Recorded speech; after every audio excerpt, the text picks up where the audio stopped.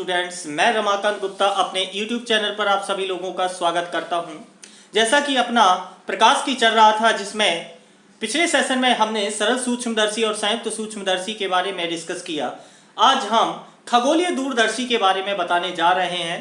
तो चलिए आज का सेशन शुरू करते हैं। जैसा कि आपको पता है कि खगोलीय दूरदर्शी, इससे ही पता चल जाता है कि खगोलीय पिंडों को देखने के लिए हम जिस यंत्र का प्रयोग करते हैं, जिस दूरदर्शी का प्रयोग करते हैं, उसे हम खगोलीय दूरदर्शी कहते हैं। खगोलीय पिंड जैसे आकाशीय पिंड हैं, सूर्य, चंद्रमा, तारे, इनको हम देखने के लिए जिस टेलीस्कोप का प्रयोग करते हैं, यह एक बेलनाकार नली होती है जिसके एक सिरे पर अधिक फोकस दूरी और बड़े द्वारक का एक उत्तल लेंस लगा रहता है तथा दूसरे सिरे पर एक कम फोकस दूरी और छोटे द्वारक का उत्तल लेंस लगा रहता है। तो इस तरीके से दो लेंसों के प्रयोग करने से यह हमारा टेलीस्कोप बनता है, मतलब खगोलीय दूरदर्शी बनता है, जिसकी सहायता से हम आकाशीय पिंडों को आसानी से स्पष्ट रूप से देख सकते हैं।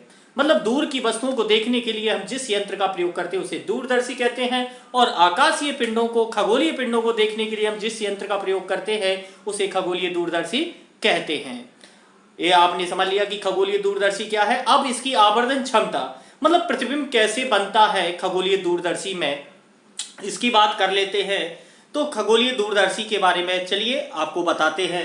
जैसा कि आपके सामने चित्र प्रदर्शित है, जिसमें एक आपका बड़ा द्वारक का और अधिक फोकस दूरी का एक बड़ा उत्तल लेंस लगा हुआ है, जिसे हम अभिदृश्यक लेंस कहते हैं, तथा एक छोटे द्वारक का और छोटी फोकस दूरी का एक दूसरा उत्तल लेंस लगा रहता है, जिसे हम नेत्र का लेंस कहते हैं। अभिदृश्यक लेंस हमेशा वस्तु की ओर होता है और नेत्र का लेंस हमेशा आंख की तरफ होता है। जैसे कि मान लीजिए कि यहाँ से अनंत पर बहुत दूर पर कोई वस्तु है और वहां से प्रकाश की किरणें आ रही हैं। अगर प्रकाश केंद्र से होकर आती है तो यहाँ पर, और दूसरी किरण अगर आ रही है इसी के समांतर, तो यहाँ से अपवर्तित होकर लेंस से मुड़ जाएगी और यहाँ पर A डैश B डैश यहाँ पर प्रतिबिंब बनाएगी। मतलब लेंस से यहाँ तक की दूरी है FO, मतलब फोकस दूरी। अभिदृश्यक लेंस की फोकस पर ही प्रतिबिंब बनाएगी, क्योंकि फोकस दूरी पर ही प्रतिबिंब बनता है। तो यहाँ पर फोकस पर, अभिदृश्यक लेंस के फोकस पर प्रतिबिंब बना पहला हमारा A डैश B डैश, और यही प्रतिबिंब नेत्र का लेंस के लिए वस्तु का कार्य करेगा। यहां से A बिंदु से मुख्य अक्ष के समांतर किरण आपतित होगी तो वो इस तरीके से फोकस से होकर जाएगी। मतलब नेत्र का लेंस की फोकस दूरी F ही यहां से होकर जाएगी। दूसरी, अगर प्रकाशिक केंद्र से होकर जाती है तो वो सीधी अपने मार्ग पर निकल जाती है। लेकिन जब इन किरणों को हम पीछे की ओर डॉट डॉट करके हम बढ़ाते हैं तो यहाँ पर A डबल डैश पर मिल जाती हैं, और इसको हम मुख्य अक्ष से मिला देंगे तो A double dash B double dash, यहाँ पर ये हमारा अंतिम प्रतिबिंब बन जाएगा। ये हमारा अंतिम प्रतिबिंब है जो टेलीस्कोप के द्वारा बनेगा। तो ये ध्यान रखना है। तो इस तरीके से हमारी प्रतिबिंब बनने की प्रक्रिया हो गई है। अब हमारा आवर्धन क्या होगा? तो आवर्धन क्षमता का सूत्र आपको पता है, पिछले सेशन में सरल सूक्ष्मदर्शी में भी हमने बताया था, क्योंकि उत्तल लेंस से ही संबंधित है। आवर्धन क्षमता बराबर होता है अंतिम प्रतिबिंब द्वारा नेत्र पर बना दर्शन कोण। अंतिम प्रतिबिंब द्वारा मतलब इसके द्वारा नेत्र पर, यहां से हम देख रहे हैं तो यहां पर नेत्र पर जो दर्शन कोण बनेगा, तो अंतिम प्रतिबिंब द्वारा दर्शन कोण कितना बनेगा? ये बनेगा हमारा बीटा। अंतिम प्रतिबिंब द्वारा पूरा ये कोण बनेगा कितना? बीटा। तो इसको हमने लिख दिया, आवर्धन क्षमता को m से प्रदर्शित करते हैं बीटा। और वस्तु द्वारा नेत्र पर बना दर्शन कोण, तो वस्तु द्वारा, ये ध्यान रखना है, तो ये हमारी वस्तु का कार्य कर रही है नेत्र का लेंस के लिए, जिसका प्रतिबिंब A double dash B dash बन रहा है। A डैश B डैश ये वस्तु का कार्य कर रहा है, और ये लेंस से यहाँ पर देखिए अल्फा कोण बन रहा है, तो इसको हम लिख देंगे अल्फा। तो अंतिम प्रतिबिंब द्वारा नेत्र पर बना दर्शन कोण बीटा और वस्तु द्वारा नेत्र पर बना कोण अल्फा। अब चूंकि ये दर्शन कोण बहुत छोटे हैं तो इसको हम बराबर tan बीटा बटे tan अल्फा ले लेंगे। अब tan बीटा बराबर कितना होगा? tan थीटा बराबर हमें पता है कि लंब बटे आधार होता है।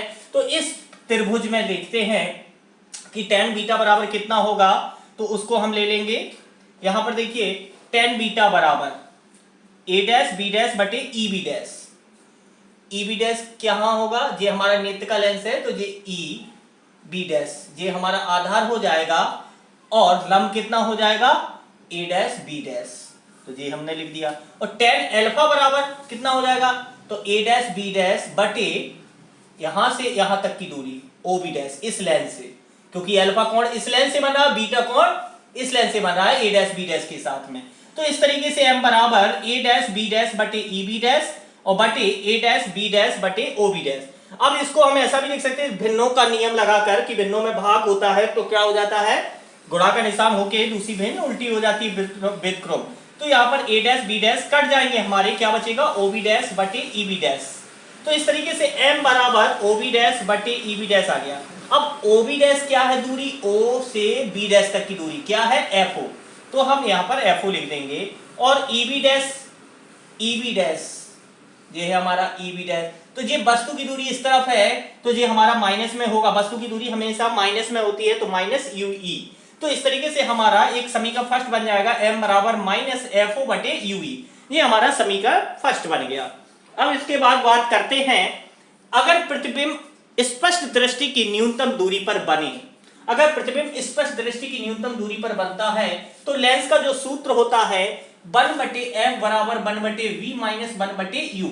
तो इसके लिए नेत्र का लेंस के लिए क्या करेंगे, नेत्र का लेंस के लिए 1/f की जगह पे f ही हो जाएगा और प्रतिबिंब स्पष्ट दृष्टि की न्यूनतम दूरी d पर ही बनता है तभी तो आंखों पे दिखता है।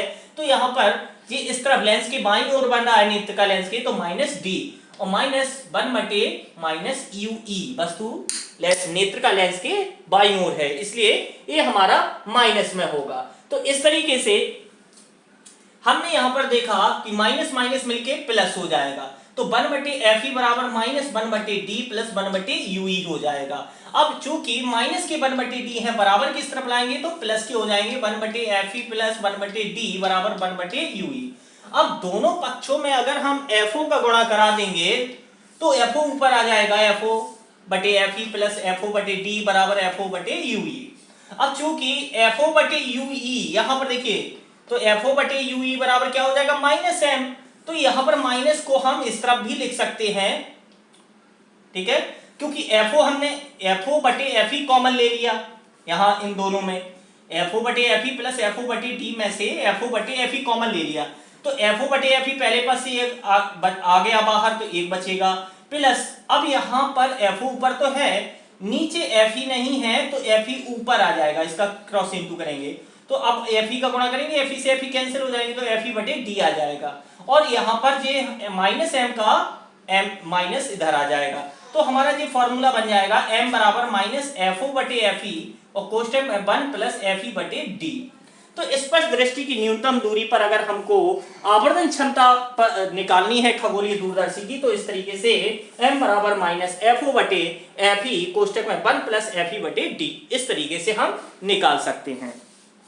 अब लेकिन बात करते हैं यदि प्रतिबिंब अनंत पर बने, तो अनंत पर बनता है तो वस्तु कहां होती है, फोकस पर, तो मतलब ue जो वस्तु की दूरी होगी वो फोकस दूरी पर ही होगी, तो fe बराबर ue, तो समीकरण फर्स्ट से ue की जगह पर हम क्या लिख देंगे fe, तो m बराबर माइनस fo/fe हो जाएगा। तो इस तरीके से अनंत पर अगर प्रतिबिंब बनता है और श्रांत नेत्र पर बनता है, श्रांत नेत्र का मतलब है अनंत पर बनता है, तो आवर्धन क्षमता का सूत्र होगा m बराबर माइनस fo/fe। इस तरीके से हम निकाल सकते हैं। अब बात करते हैं अगर खगोलीय दूरदर्शी की लंबाई निकालनी है कि खगोलीय दूरदर्शी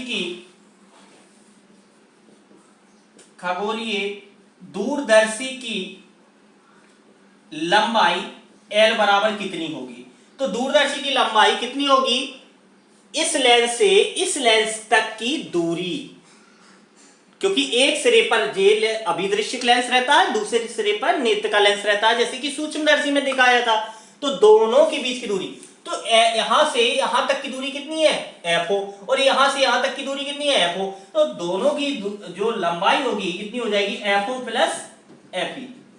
तो इस तरीके से L बराबर fo प्लस fe हम खगोलीय दूरदर्शी की लंबाई ज्ञात कर सकते हैं।